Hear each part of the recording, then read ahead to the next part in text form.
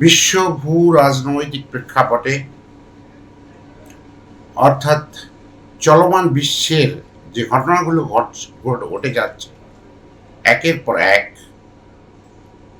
Iran, America, Gaza conflict, Russia Ukraine, Venezuela, অন্যদিকে south east এশিয়ায় ভারত বনাম আমেরিকা, সব কিছুই পারস্পরিক, অর্থাৎ কোনো দেশের সাথে কোনো দেশের স্থায়ী বন্ধুত্ব হতে পারে না, সবই স্বার্থের বিনিময়ে, পারস্পরিক স্বার্থের বিনিময়ে। অতি সম্প্রতি ভারতের সাথে যে একটি গরম এবং কার্যকর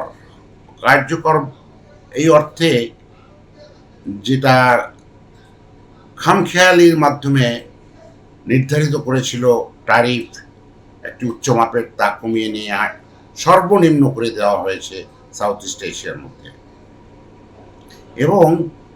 এর ফলে বাংলাদেশের সাথেও যে ভারতের যে সম্পর্কগুলি রয়েছিল, বৈরী সম্পর্ক কিছুটা, সব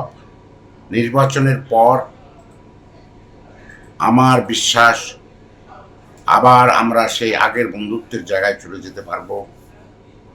এবং সমন্বয় করে ব্যবসা, বাণিজ্য, সংস্কৃতি, শিক্ষা এর বিকাশ সাধন করতে পারব।